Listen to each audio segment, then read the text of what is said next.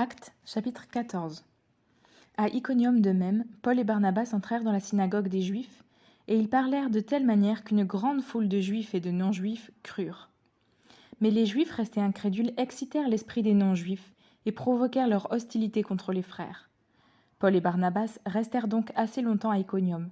Ils parlaient avec assurance, appuyés sur le Seigneur qui rendait témoignage à la parole de sa grâce, en permettant qu'il se fasse par leur intermédiaire des signes miraculeux et des prodiges. La population de la ville se divisa. Les uns étaient du côté des Juifs, les autres du côté des apôtres.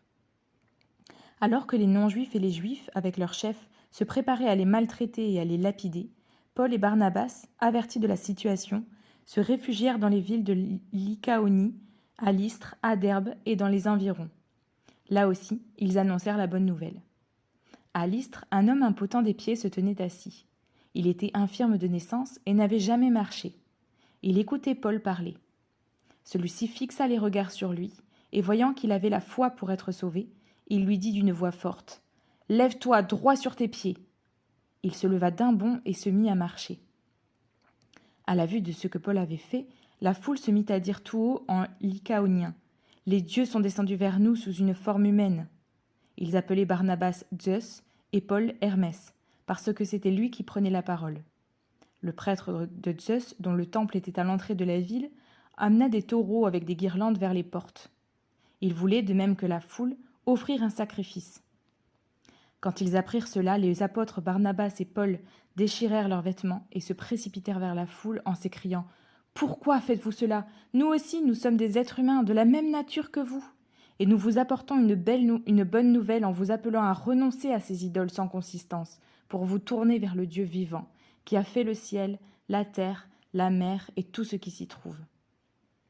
Dans les générations passées, il a laissé toutes les nations suivre leur propre voie. Pourtant, il n'a pas cessé de rendre témoignage à ce qu'il est par le bien qu'il faisait. Il vous envoie du ciel les pluies et les saisons fertiles. Il vous comble de nourriture et remplit votre cœur de joie. » Cet appel si pur par ses paroles empêchait la foule de leur offrir un sacrifice. Alors arrivèrent d'Antioche et d'Iconium des Juifs qui gagnèrent la foule. Après avoir lapidé Paul, ils le traînèrent hors de la ville, pensant qu'il était mort. Cependant, quand les disciples l'entourèrent, il se leva et entra dans la ville. Le lendemain, il partit pour Derbe avec Barnabas. Après avoir évangélisé cette ville et fait un certain nombre de disciples, ils retournèrent à Lystre, à Iconium et à Antioche. Ils fortifiaient l'esprit des disciples, les encourageaient à persévérer dans la foi, et disaient : « C'est à travers de beaucoup de difficultés qu'il nous faut entrer dans le royaume de Dieu. » Ils désignèrent des anciens dans chaque église, et après avoir prié et jeûné, ils les confièrent au Seigneur en qui ils avaient cru.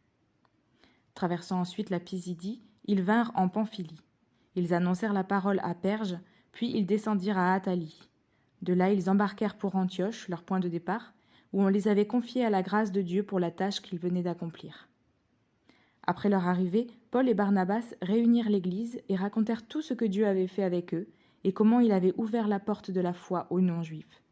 Ils restèrent assez longtemps avec les disciples.